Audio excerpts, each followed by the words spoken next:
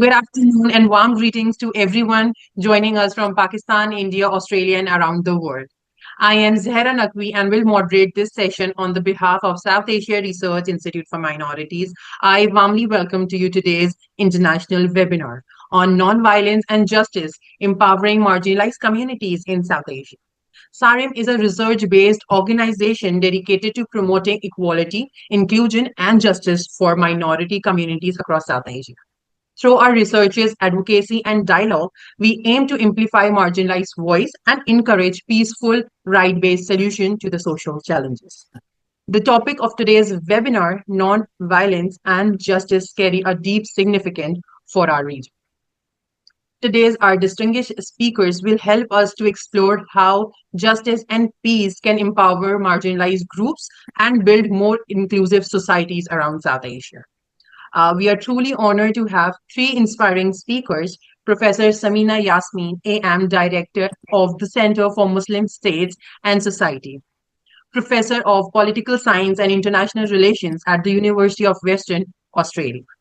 Second, we are having Dr. Sanghamitra Mallick, Doctorate Research Associate at BITS Pilani KK, Goa Campus and Chair of Asia and Oceania, SRC IAPSS India.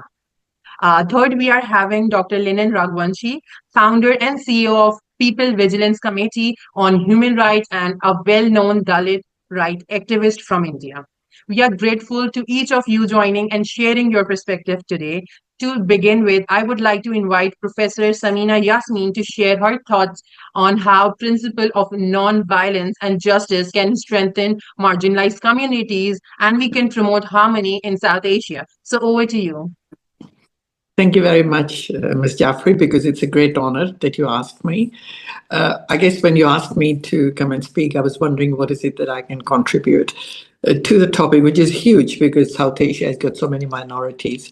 But I thought I'll reflect on the minority situation in Australia, especially with reference to Muslim minorities, and then see what that guides us into in terms of looking at what could be done in South Asia with reference to peace and justice.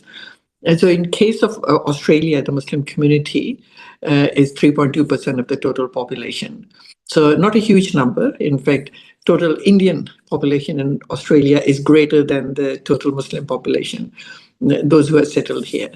And while they had been part of the Australian society for years, even before the independence, the reality is that the migration really increased mostly after the Second World War.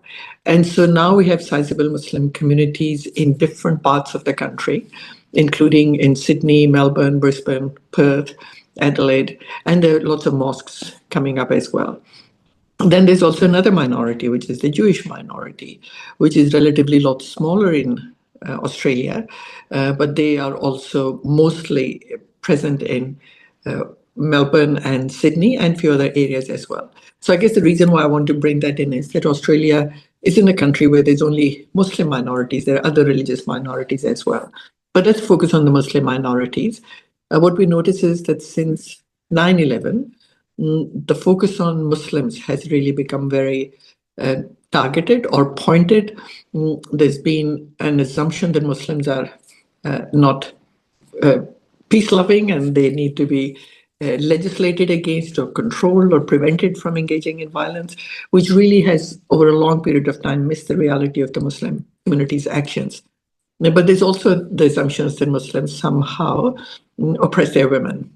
And so what we see is that this idea of Muslim exceptionalism, which Ranimi Trust also pointed out, has created a situation where even when Muslims are very well integrated into the society, while remaining practicing Muslims or Muslims, the assumptions in the wider community are not always in line with this reality.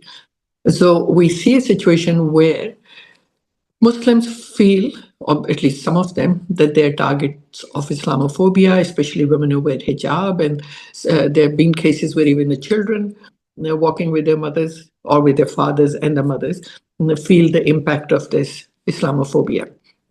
I guess what looking at the Muslim minorities in Australia over the last, I'd say 35, 40 years, what it has helped me understand is that you can look at minorities and their relationship to the wider community in terms of duties of commission and omission.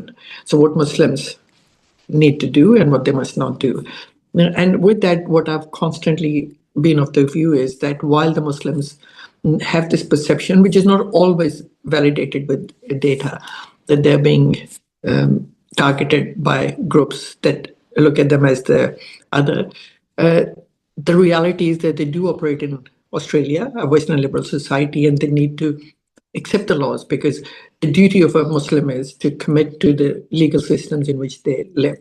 And there's also their duty not to engage in violence. And so, what we see is that a lot of Muslims, especially women, have come out and they have focused on the fact that Muslims should not create the spaces or allow the spaces to exist where they can be promoting violent ideas, even if it's a very small minority. So, how does this whole idea help me understand what's happening in South Asia?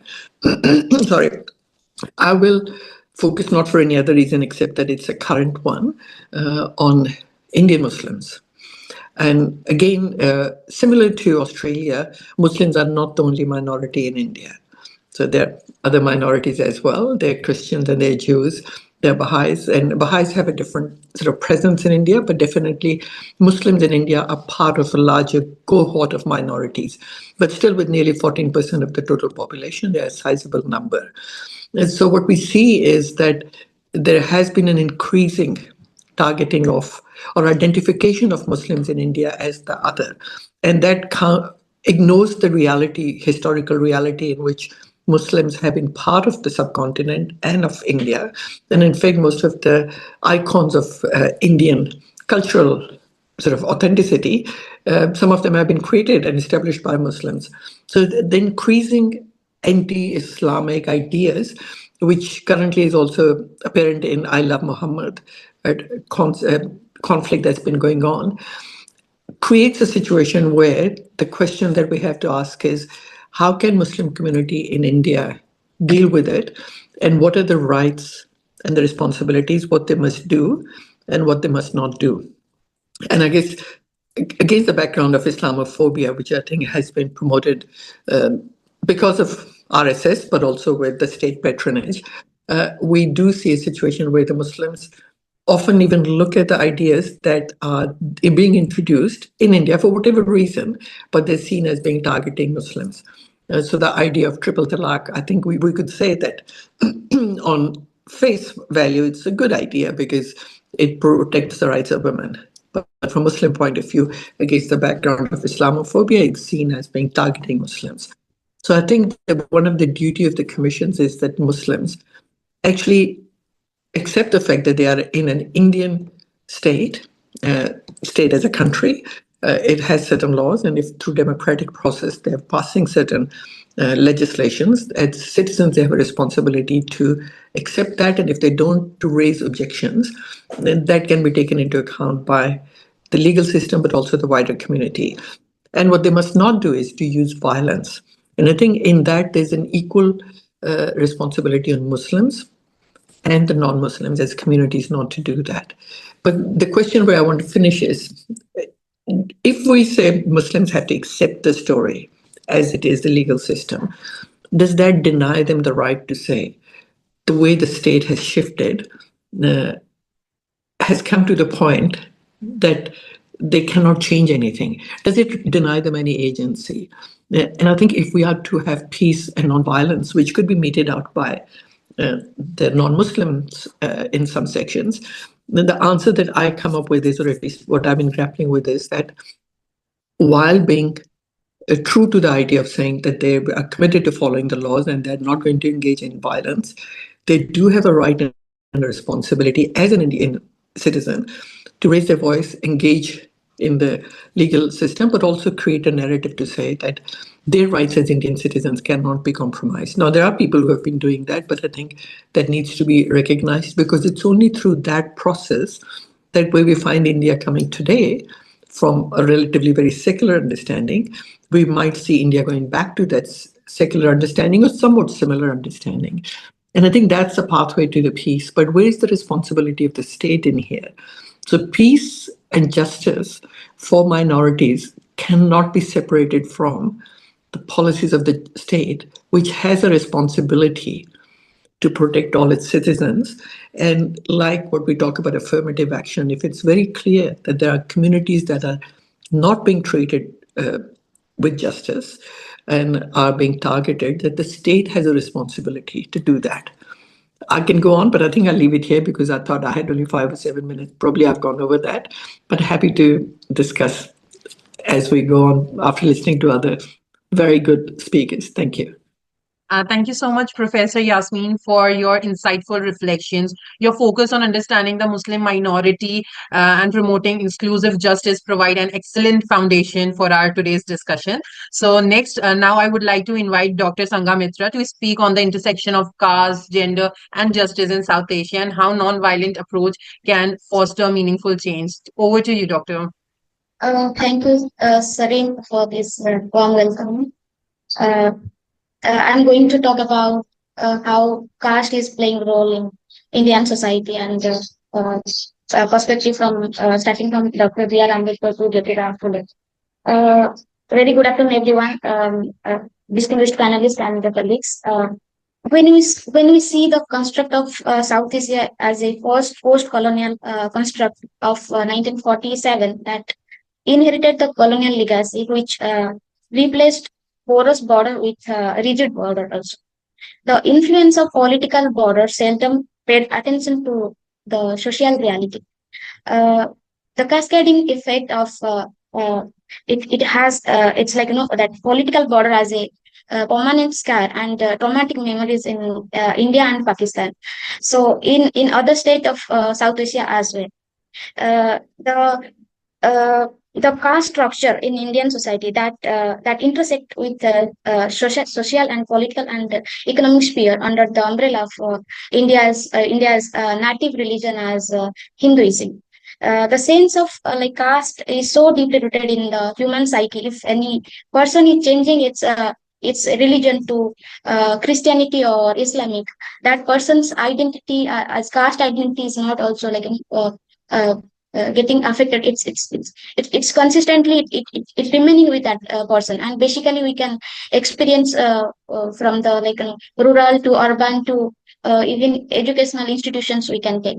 So coming to if we see Ambedkar's book as who were the Sudra, in that book Ambedkar explaining how uh, that Varna system, Chaturvarna system, like created by the Brahmins, and in that Varna system, how the like that there is in Chaturvarna system there is Brahmin, Kshatriya, Vaishya, and Sudras. How Sudras were like kept by the Brahmin in the fourth, like the lower what I can say, lower level of this caste structure, and that is during the like Indo-Aryan civilization time. I'm going to quote Dr. B.R. Ambedkar that the Varna system has a religious sanction. Because it has a religious sanction, the Varna system has the fullest social sanction from the Hindu society. With no legal prohibition, this religious sanction has been more than enough to keep the Varna system in full bloom. So this Varna system, the structure, is creating graded inequality enforced by legal and socially accepted.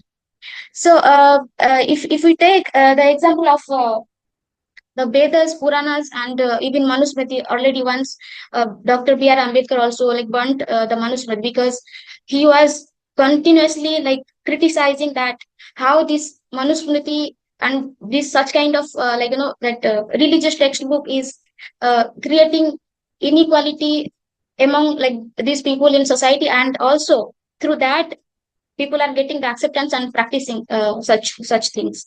So if we take the recent example in Indian Supreme Court, how one lawyer, the Sanatani Brahminical mindset lawyer, thrown one suit to Chief Justice of India, B.R. Gabai, being sitting in the position of like higher status in Indian judiciary, still how this caste construct playing role and its ill mentality of this Brahminical hegemonical uh, mindset people, how they can violate this constitutional position or such things. So this is This is the reality of the caste in India. Not only India, wherever the caste, wherever the caste goes, such kind of things follows. And if we take the example of Hathras case, then many incident like IIT students, they are getting forced to come out, drop out from the universities.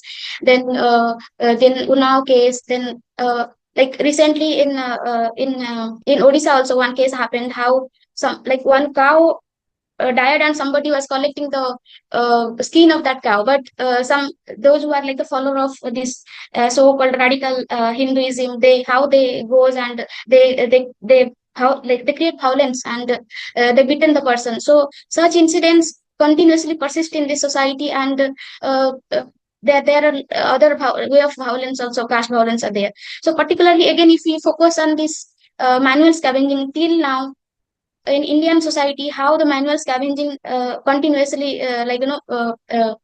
running in this age of AI, and India also already reached to they're sending the satellite to the moon.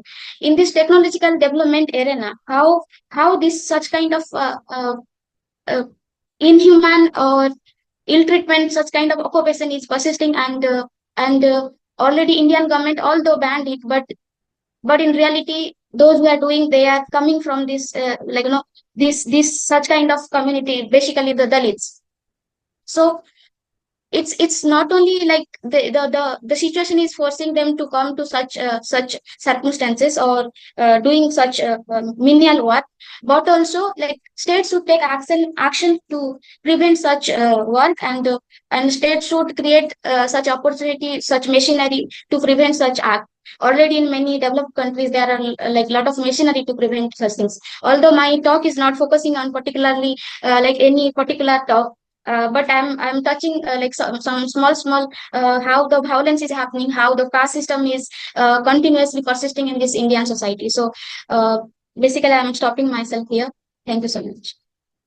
Thank you. I totally agree with you. Thank you for your thought provoking and research based insight. Your talk on caste and social equality shows how deep and serious these challenges are. Now, we like to invite Dr. Lenin Raghuvanshi, whose work on human rights grassroots activism has inspired many across South Asia. We look forward to hear your views on justice, movement, and challenge equality. So, over to you, Dr. Lenin. Uh, Thank you for the invitations and wonderful moderations. Already, I understand two case studies, one with the Muslim minorities in India and also the Dalit issue. Most important thing to understand why there is attack on the Islams, especially in the India. Because if you look, which is highlighted by Dr. Sanghamitra Mallick, Manusmriti came 2000 years before. In the time of the Buddha, 500 years ago, with Jesus Christ, there is no caste system, there Varna system. And this caste system brought by the Manusmriti, which is written in the Sanskrit, the grammar created by Pandini after Buddha, and also there is abuse to Buddha. In the Vedas already there is the Purusha, which is foundation of the Varna system. But there is the Brahmins. That time they also opposed and they brought the whole. Actually, this religion is not named. This religion is named by Buddhists as the Sanatan. So Hindu is not any religion. So Sanatan is the religion, which is the first time in the history. When Buddha talked, he told in Hindi, I'm not going to tell, but in English, hatred is not going to eliminate by hatred, only by love, and it is the Sanatan principles and the philosophy. And so it is 2000 years old system, 2000-year-old system, not 5000 years old system. And there is a Saman culture, which is also created by Brahmins and which is all promoted by the Buddhism and all. But after the Buddhism, Islam came in this country. It is the first religions which came here. And there is a spirit of Islam giving the social equality, especially in the spiritual space, and our untouchable, which is our slaves. They did not allow. They did not allow also on the spiritual level. So Islam gave a lot of liberation, and that reasons our people who believe in hegemonic masculinity of mind of the caste and patriarchy, they are against it. But Islam is also influenced in South Asia. Christianity is also influenced by mind of caste. Uh, Belal was Bilal was released. No caste system in Islam, but you look in the practice. Also, they had promoting, and for that reason, what the Buddha fought, and before that, there's a big fight in the Sanatan. Mahadev. Mahadev is Lord Shiva from my city, Varanasi, Kasi, and he did the first love marriage. And his father-in-law, he thought that he's a Superman, he's a man of dirty people, like untouchable. And for that reason, he killed to him. And there is a whole story of the conflicts. So also the Mahadev is for the diversity and inclusion. And for that reason, Banaras is still, in the Banaras, we have 3,338 Hindu shrines, and we have more than 1,300 Muslim shrines. It is the only one city in the world where the highest number of Hindu shrine and the Muslim shrine in the holy city, so-called holy city of Hinduism. And for that reason, the Persian poets and Ghalib told it is the Kaaba of Hindustan. So there is a big fight. We need to understand very deeply, because without the understanding the cognitive, and for that reason, both sides in the Islam and the Hindus, who believe in hegemonic masculinity, they talk about the two-nation theory. Thousands of the people, hundreds of the people are killed both sides, Hindus and Muslims. There is no reconciliation. There is no discussion. There is nothing on that. And that is very deep memory. It is very deep memory. And that side, Jinnah become very successful. He brought, because the Nawab and Badshah brought to their law. But here, Veer Savarkar, so-called Veer Savarkar, who did the mercy petitions with the British colonial state, did not succeed. And for that reason, one hand we have the secular democratic constitution, but the another hand, the killing of Gandhi. The global world after the Second World War, they are coming with the United Nations and the peace. But the Hitler and Mussolini thought process came through the RSS, Rashtriya Swayamsevak Sangh, and we are facing in our country first terrorist attacks to killing of our Mahatma Gandhi. And it is the crisis of democracy. But without understanding two nations theory and this default line, it is impossible to understand. Because in the 1936, what happened when in the British colonial states, it is the history, cognitive history, Muslim League and Hindu Mahasabha, Veer Savarkar come together and form a government in Sindh and the Bengal. And the Sindh Assembly, 1939, brought the whole inceptions of the state of Pakistan. And it is also important to understand two theories given by not the Muslim League, by the Veer Savarkar first time, which is adopted by Jinnah in few years. So people to understand, without eliminating hegemonic masculinity of the mind of caste and patriarchy, what did Dr. Sanghamitra talk about that? It is impossible any peace, sustainable peace in this part of the world. And for that reason, they brought to the whole theory of Hitler and Mussolini. If you look 600 years Kabir, Hindu ka moi Ram pyara, Turak ka hi Rahmana, apas mein do learner muh mein marmum ko na jana, ko baban ko sura. He challenged caste system, he challenged the secular understanding, but no mob lynching, no attack on him. Brahmanism are so high in this part. Why this came? Because the whole philosophy of Hitler and Mussolini. Because Hitler and Mussolini came in our part. Hitler created attacks on the Jews and the Zionist Jews, this killing the people in the Gaza, the lovely people of the world in the Gaza, and our kids, they make the alliance with our RSS people.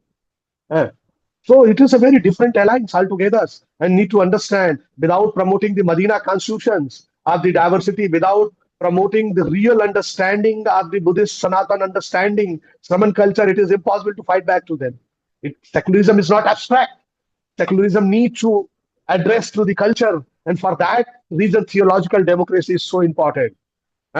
This abstract secularists and sometimes the communists, like my father, they did not understand. They become very unsuccessful in this part because they need to understand we have the cognitive power and also cognitive weakness like a fascism, caste system, and other things. And when we are going to challenge through theological democracy, it is impossible for them. And for that reason, Gandhiji, also the Dr. Ambedkar, both are the champion of non-violence. They're never promoting the violence at all. And for that reasons, peace without justice is the culture of silence with impunity. Peace without justice is culture of silence with impunity. So we need non-violence, but with justice, and which is going to create peace. And for that reason, Mahadev always says resistance without compassion, a way of the violence, and the compassion without resistance is a surrender. So we don't want to violence, we don't want to surrender. We want to create the resistance for the compassion.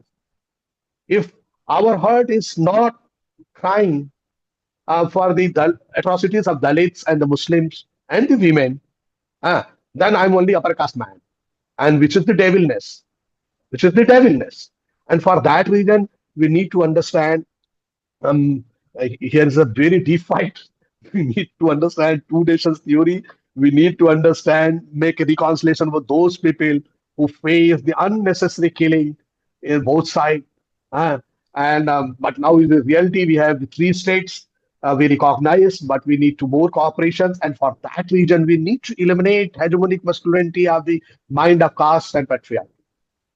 And don't links with any religion. Manusmriti is also burned by Baba Sahib Bhimrao Ambedkar because it is the informed by a Brahmins like a Kulkarni.